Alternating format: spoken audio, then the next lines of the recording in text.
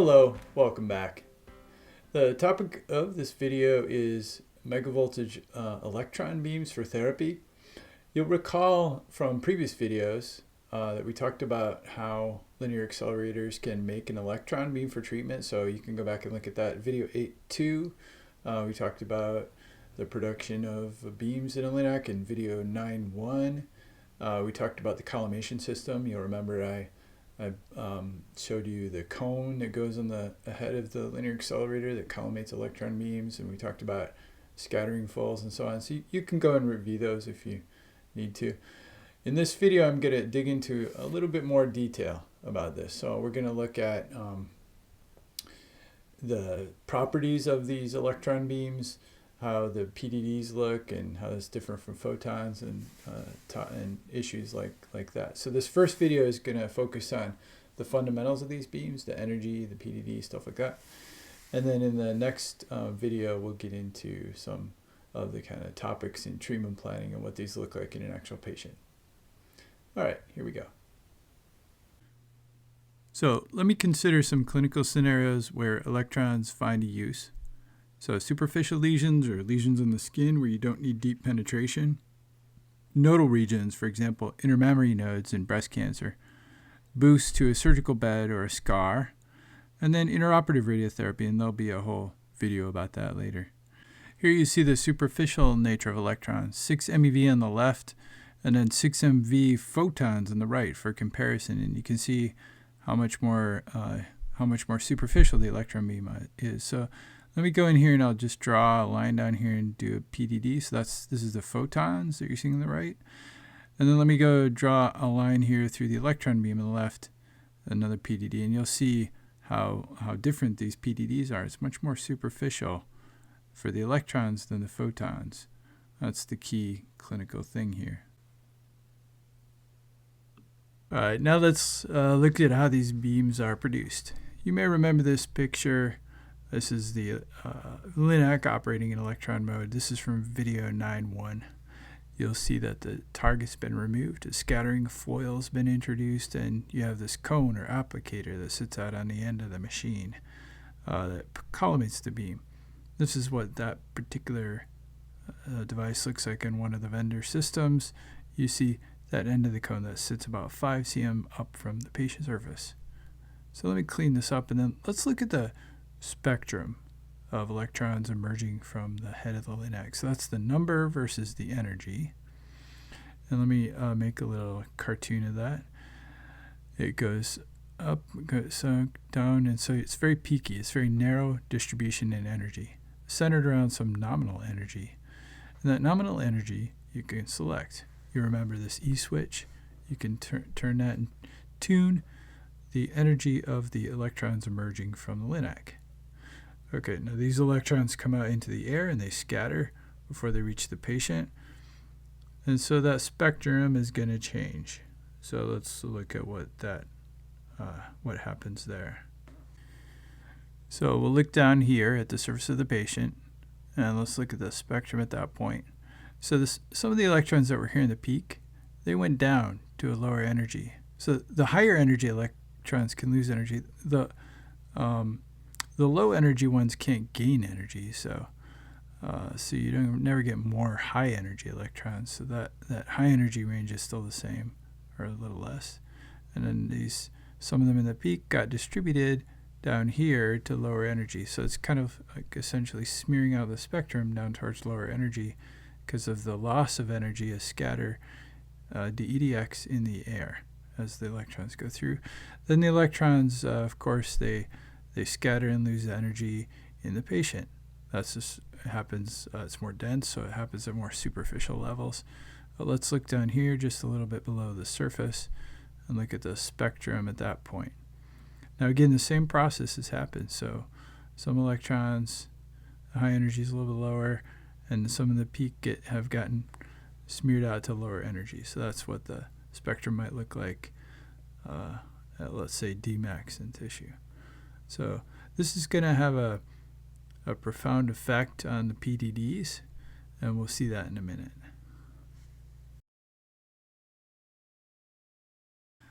All right, now for this next section of the video to make any sense, you're going to have to go back and recall this. This is the processes by which electrons lose energy. This was in video 7.1.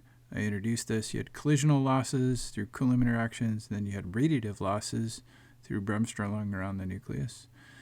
And so that's going to be important for these electron beams, which way they lose energy. The collisional losses are what deposits dose, and the radiative losses are what will produce a bremsstrahlung component.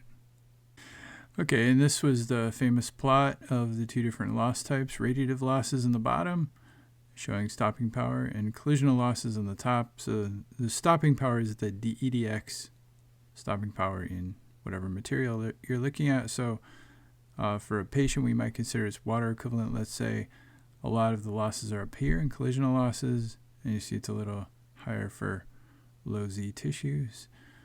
And then there's the energy dependence as well, and you see that high Z materials like lead, they give you a lot more radiative stopping power. So hopefully this is all review, and if not, you probably want to go back and look at video 7.1 and 7.2. But now let me consider how this plays out in a beam. So I've got a patient down here in gray, and I'm sending an electron beam in to the patient, and it's going to penetrate down. It loses energy, the EDX, the stopping power, and it slows down, losing more energy, and eventually it stops. At some point it's lost all of its energy. Okay, then let me send another electron in here. Again, it loses energy in tissue, mostly through collisional losses, and then it stops. I'll send a third one in. It has the same energy, comes down, and again stops at some point. So I can then look at what this looks like in terms of dose versus depth, counting up the number of electron tracks, the dose they deposit, and I see it's a pretty even dose as it go down in depth, and then it stops pretty abruptly because they all end at a certain point, certain depth in tissue. So this is sort of an idealized scenario for deposition of dose by these electron beams. And what's really idealized about it is that each of these electrons came in with exactly the same energy. It was a monoenergetic electron beam. So that doesn't usually happen. Maybe it's close to monoenergetic up here coming out of the machine, but as we saw before, the spectrum is degraded as it goes through air, comes towards the patient, and by the time you get to the patient, it's very much not a monoenergetic beam. So let's look at how that plays out. So I'm going to send electrons into the patient that I had here. I'm going to select energy here at the peak. So I send this electron in, it goes into the patient and stops at some point here. Now I pick a lower energy electron and send that in. And it's going to stop at an earlier point. It doesn't have as much energy, doesn't penetrate as far, and stops sooner. Now the higher energy one, conversely, goes in further. So it would be like this. So now when I plot the depth, the dose versus depth, it comes in, instead of falling off sharply, it kind of rolls over more because some of the electrons stop early, lower energy, and some stop later, higher energy. So it might look like this. Then also, we have to consider that these electrons are not traveling in straight lines. They kind of have a path that's unpredictable. And so that kind of smears out the edge even further because they stop sooner or later due to that. And so this is then finally the type of curve you get. It reaches some maximum and then falls off fairly sharply as you go deeper than that. It's not a completely sharp fall off, but it is a fall off. And then if you had a higher energy beam, that might look like this. So high energy and low energy. We'll look at that in more detail in a second.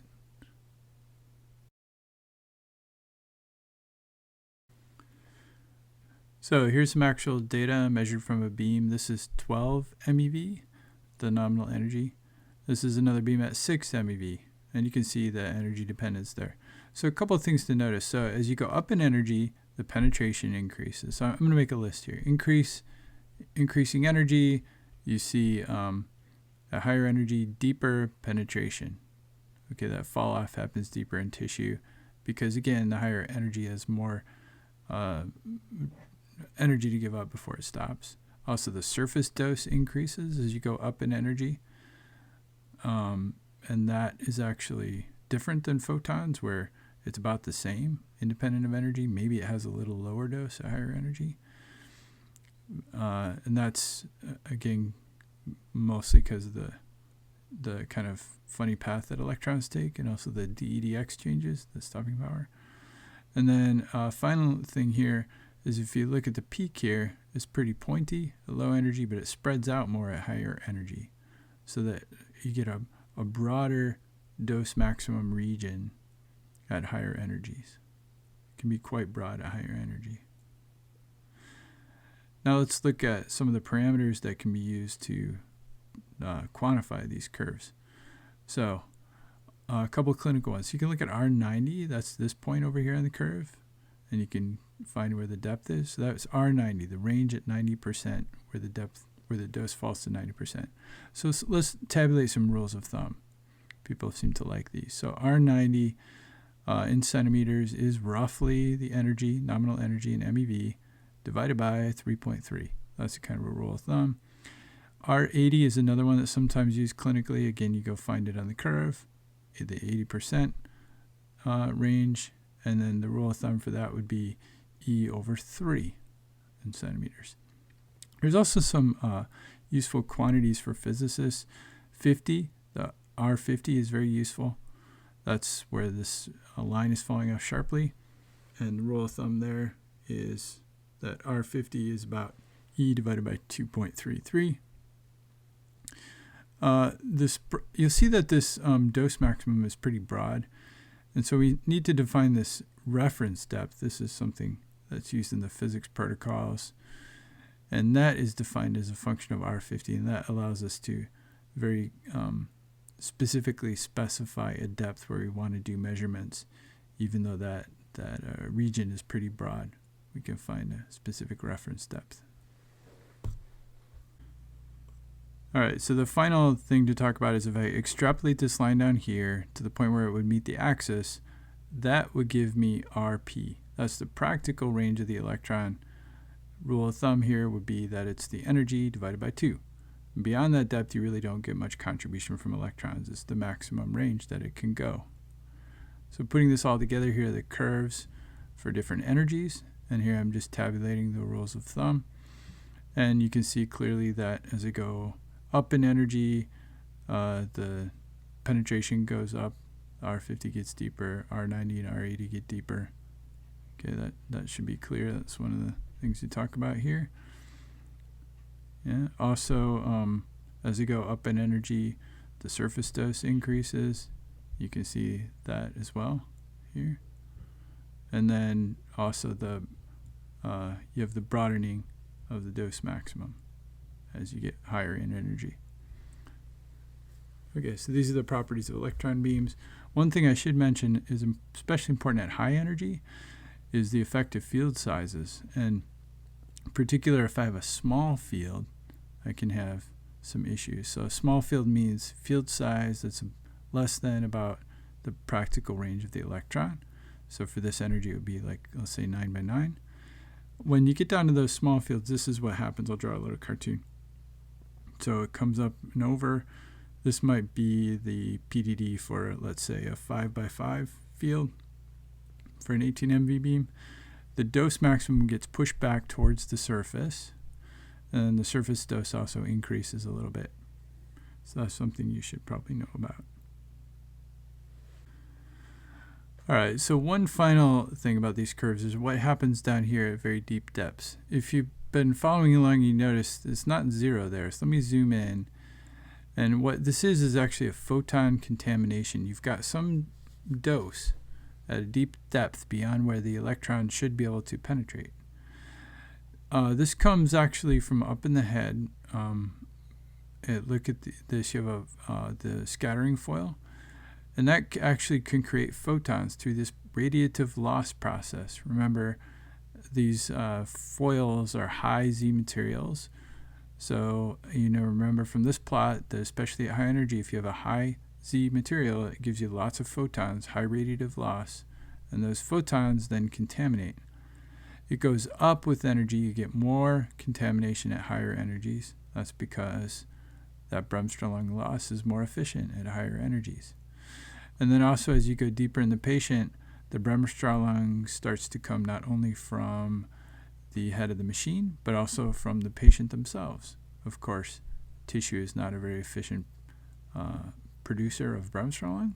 You remember the Z dependence, but as you go deeper, actually, a significant portion of the photon contamination comes from the bremsstrahlung made in the patient and not in the head of the LINAC.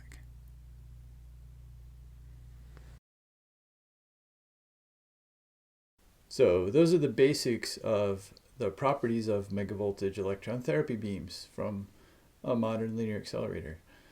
I'm going to leave you with a little bit of further reading here if you want to have some more background.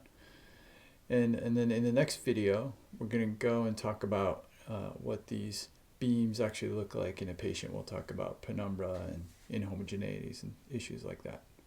All right, thank you.